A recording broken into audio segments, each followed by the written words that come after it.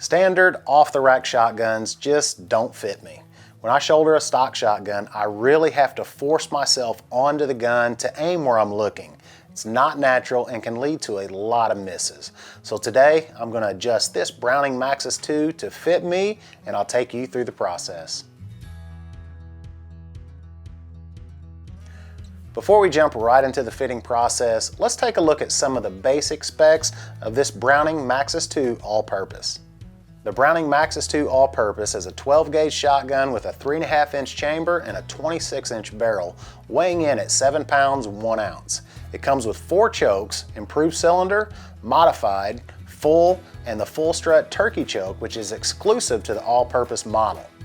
A Picatinny style rail is installed at the factory, which I'm going to remove for the fitting process. With every Maxus II, you get components to customize the fit. You've got 2 spacers to adjust the length of pull, a 1/4 inch spacer and a 1/2 inch spacer, which can be stacked for a 3/4 inch adjustment. When installed, they'll go between the buttstock and the recoil pad. There are also 6 shims to adjust the drop and cast of the buttstock. The neutral shim is factory installed, and it's this black piece between the receiver and the buttstock. Those are just some of the basic specs and a brief what's in the box. Let's get into the fitting process. Let's talk about length of pull first. It is the distance between the trigger and the end of the buttstock. When you shoulder the gun, you want some space between your nose and the thumb knuckle on your trigger hand. If you research it, you'll hear you need 2 inches of space or 2 fingers. Anything within that amount of space should be fine. To check that space, I'm just going to shoulder the gun and see how much room I have between my nose and my thumb knuckle. So I can't quite get 2 fingers of space between my nose and my thumb knuckle, so I need a spacer. In my case, I know that I need the 1/2 inch spacer. Now that I've determined my length of pull, let's get into drop and cast. Drop is essentially the amount of space between the top line of your barrel, the rib line here, and the top of your buttstock, the comb. So using this arrow shaft, you can see the amount of drop that this gun has with the neutral shim that's factory installed. Depending on how your eye falls in line with the sight when you aim determines if you need more or less drop. Cast is the offset to the left or to the right of the buttstock from the center line of the barrel.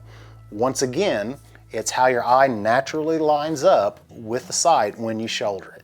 Now, I'm going to check to see if this neutral shim has the correct drop and cast for me. So I'm going to just pick a spot on the wall over here and naturally just shoulder my gun, but I'm going to do it with my eyes closed, because if you don't, your brain tells you to aim at your target and you're going to force it. So in doing this, if you open your eyes and you don't see much of the rib of the shotgun barrel and the 2 beads are lined up, you don't need to make any adjustments to the drop or cast.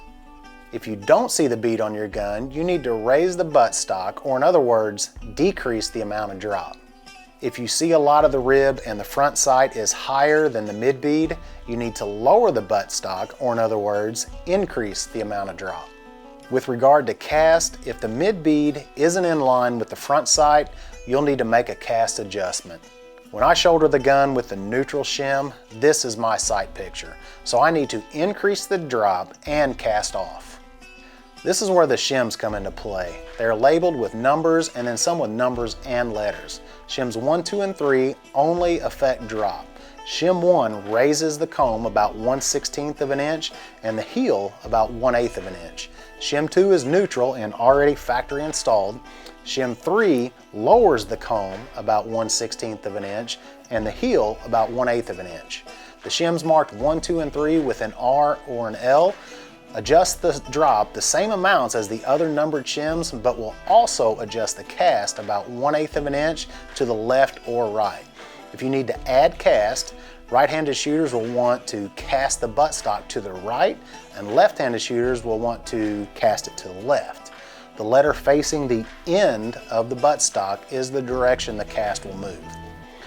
All right, I think that covers the basics, so let's make the adjustments on this gun. To install the spacer, we need a number 2 Phillips screwdriver. You'll notice 2 access holes on the recoil pad. Those are the screws to remove the pad. Place a little bit of petroleum jelly on the holes so the screwdriver spins freely and doesn't damage the recoil pad. If you only needed to adjust the length of pull, at this point you would insert the proper spacer and reinstall the recoil pad. But I need to adjust the drop in the cast, so I need to remove the buttstock and replace the shim. For this, I need a 1/2 inch socket. First, you will remove the stock plate, which aligns the spacers and the recoil pad. Then I'm going to remove the retaining nut and the other hardware that holds the buttstock in place. So now we're just going to remove the buttstock and replace this neutral shim with the correct one for me, which is, for me, again, it's the 3R, which lowers the buttstock and casts it off to the right. I want the 3R facing the end of the buttstock. So 3R goes on that way. Now we just need to put it all back together, and the drop and the cast of this shotgun is fit to me. One thing you don't want to over tighten, just get it snug, and that is good. And we just reinstall the butt plate here. Last thing before reinstalling the recoil pad, I need to insert the 1/2 inch spacer for my length of pull. As I stated earlier, you can stack the 1/4 inch and the 1/2 inch spacer for a 3/4 inch adjustment, but you'll need a longer top screw, which you can easily find at a local hardware store. It's an M4 0.7mm panhead Phillips.